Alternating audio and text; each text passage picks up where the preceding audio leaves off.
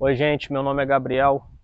Hoje eu venho aqui compartilhar com você um pouco sobre a graça de Deus. O que nós temos a partir da morte e da ressurreição de Jesus.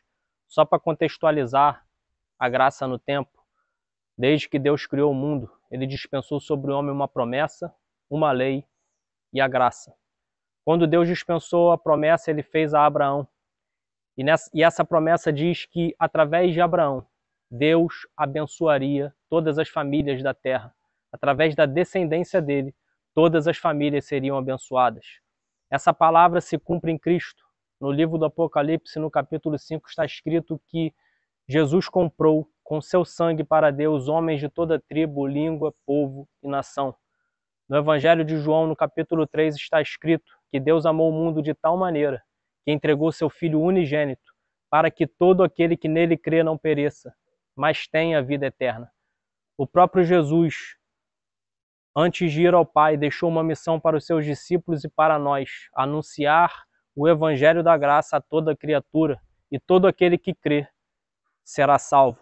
Nós nos tornamos participantes da promessa que foi feita a Abraão, quando nós vamos por todo o mundo e anunciamos o Evangelho da graça.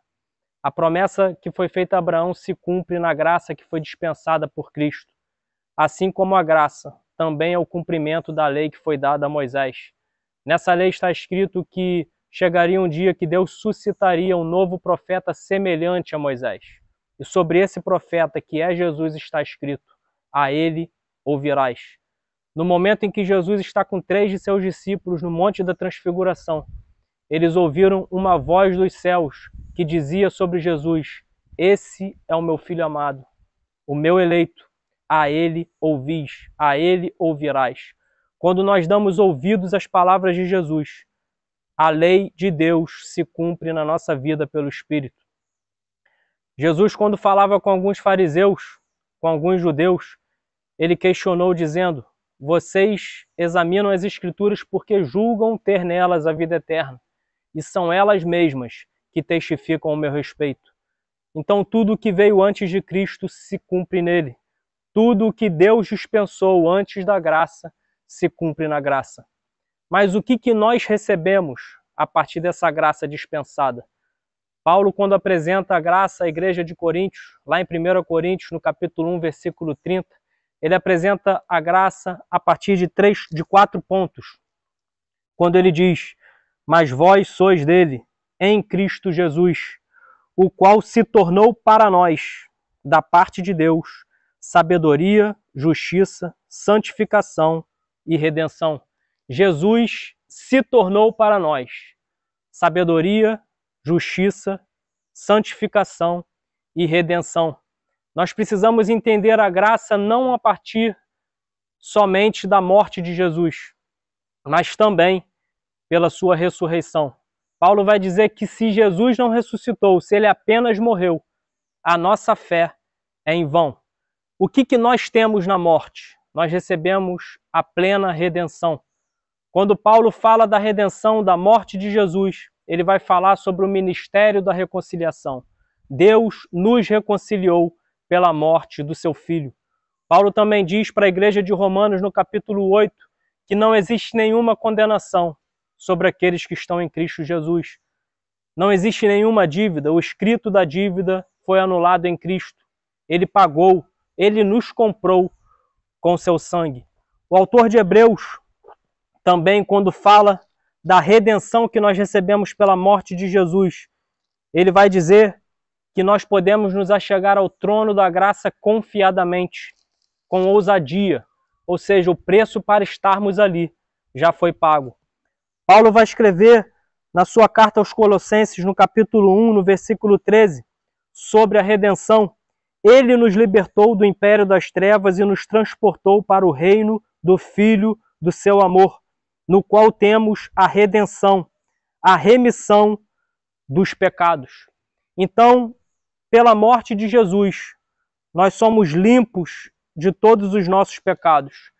Mas a graça não foi dispensada somente pela morte, mas também pela ressurreição. Pela ressurreição de Cristo, nós recebemos vida em nós pelo Espírito Santo. Jesus precisava morrer, ressuscitar, para que nós recebêssemos o Espírito. Lá no Evangelho de João, no capítulo 7, versículo 38 e 39, a palavra diz assim: quem crer em mim, como diz a Escritura, do seu interior fluirão rios de água viva. Isto ele disse com respeito ao Espírito que haviam de receber os que nele crescem, pois o Espírito até aquele momento não fora dado, porque Jesus não havia sido ainda glorificado. A glorificação de Jesus é a ressurreição dele. Ele precisava ressuscitar para que o Espírito Santo fosse derramado. Como ele mesmo disse aos seus discípulos: se eu não for, o outro Consolador não poderá vir. Mas se eu não for, para onde? Em outra passagem, Jesus disse: eu vou para o Pai e rogarei para que o Espírito Santo seja derramado. O próprio João Batista profetizou quando disse: eu batizo com água, mas virá outro, Jesus, que batizará com o Espírito Santo. E os outros 3 pontos da graça apresentados por Paulo para a igreja de Coríntios, sabedoria, justiça e santificação, se cumprem no Espírito. É o Espírito Santo que ministra a sabedoria de Deus, que nos ensina sobre a pessoa de Deus e sobre a vontade de Deus. É o Espírito Santo também que nos santifica. É Ele que milita contra a nossa carne, é Ele que nos liberta do pecado. Se na morte de Cristo nós fomos perdoados pelos nossos pecados, através da ressurreição de Jesus, nós recebemos pelo Espírito a libertação dos nossos pecados. Nós deixamos de ser escravos do pecado, passamos a ser servos fiéis de Deus. O Espírito nos capacita à obediência. Da mesma forma, a justiça se cumpre no Espírito. É fruto do Espírito a manifestação da justiça de Deus através da nossa vida. Paulo vai dizer para a igreja de Tessalonicenses que nós somos salvos pela santificação do Espírito. Ou seja, a santificação do Espírito tem como propósito nos salvar.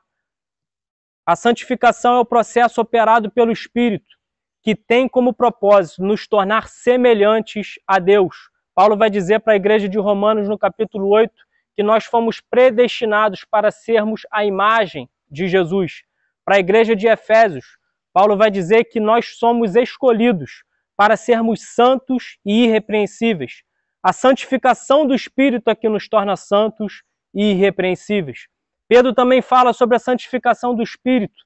Na primeira epístola de Pedro, no capítulo 2, versículo 2, ele vai dizer que o Senhor nos escolheu na sua presciência, na santificação do Espírito para a obediência. Ou seja, a santificação do Espírito é quem nos capacita à obediência. Ezequiel, quando profetizou lá no capítulo 36, sobre a nova aliança, sobre o Espírito que seria derramado, ele disse: um Espírito novo será derramado, e então sereis capazes de obedecer os meus preceitos e de andar nos meus caminhos. Um outro ponto que Paulo trata sobre a ressurreição de Jesus, um outro ponto da graça, é a sabedoria que nós recebemos pelo Espírito. Jesus falou aos seus discípulos: eu tenho muito ainda a vos dizer, mas vocês não vão poder suportar.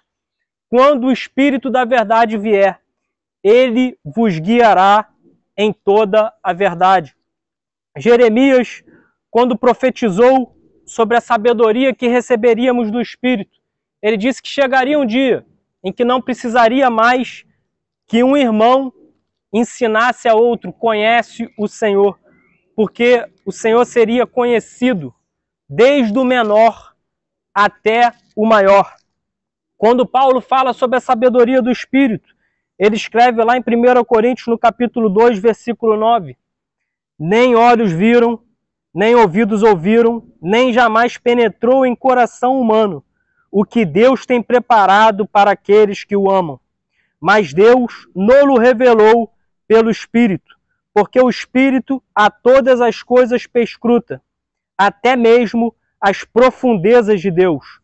Porque qual dos homens sabe as coisas do homem, senão o seu próprio Espírito que nele está? Assim também as coisas de Deus, ninguém as conhece, senão o Espírito de Deus.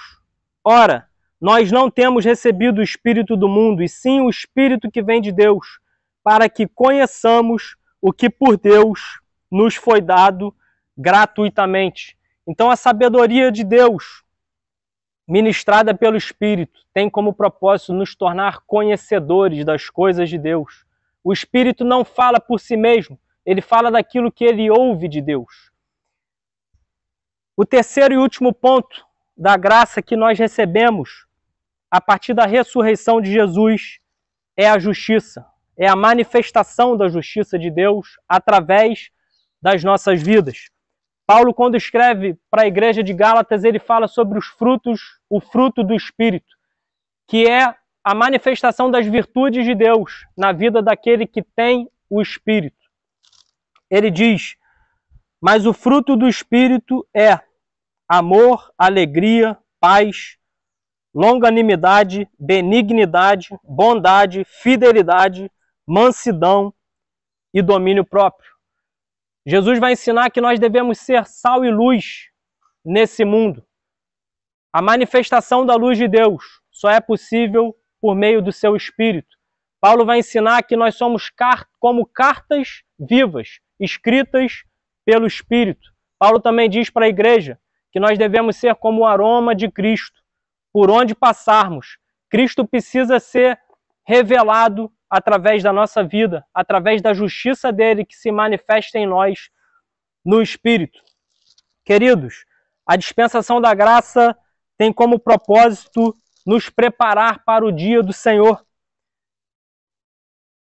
A palavra de Deus, ela precisa ser uma orientação muito clara que precisa conduzir a nossa vida com o Senhor, a nossa comunhão com o Senhor, a nossa busca. A palavra de Deus precisa estar nas nossas orações. Quando orarmos, vamos agradecer pela redenção que nós recebemos na morte de Jesus, mas vamos buscar santificação, sabedoria e justiça de Deus no Espírito. Na comunhão com o Espírito, nos tornamos cheios dele, cheios dessas coisas. E o Senhor deseja que seja assim. Quando Paulo escreve uma carta a Tito, falando da graça que nos foi dispensada e falando da vinda de Jesus, ele vai apresentar um texto em que a gente vê muito claramente todos esses pontos que nós recebemos a partir da graça, a partir da ressurreição de Jesus. Ele diz assim, em Tito, capítulo 2, versículo 11, porquanto a graça de Deus se manifestou salvadora a todos os homens, educando-nos é a sabedoria do Espírito que nos educa, educando-nos para que, renegadas a impiedade e as paixões mundanas, renegadas a impiedade e as paixões mundanas. Isso aqui é a santificação do Espírito. É por meio da santificação do Espírito que nós renegamos a impiedade e as paixões mundanas. Vivamos no presente século sensata, justa e piedosamente. Vivamos no presente século sensata, justa e piedosamente. Isso aqui é a manifestação da justiça de Deus. Aguardando a bendita esperança e a manifestação da glória do nosso grande Deus e Salvador, Jesus Cristo, o qual a si mesmo se deu por nós, a fim de remir-nos de toda iniquidade e purificar para si mesmo um povo exclusivamente seu, zeloso de boas obras. Irmãos, Deus deseja operar em nós e através de nós. O nome dele precisa ser glorificado nas nossas vidas e através delas. Nós estamos aguardando o nosso Rei, e se ele é Rei e Senhor, precisamos nos sujeitar à sua palavra e ao seu Espírito, buscando de todo o coração, de toda a alma e de todo entendimento. Irmãos, essa palavra tem conduzido minha vida com Deus. Essa e muitas outras palavras têm conduzido a minha vida com Deus. Compartilho aqui, que seja bênção na sua vida. Se essa palavra te edificou, eu te peço, compartilha com mais pessoas, faça essa mensagem chegar ao máximo de pessoas, para que mais pessoas sejam edificadas. Que Deus abençoe a sua vida e até a próxima.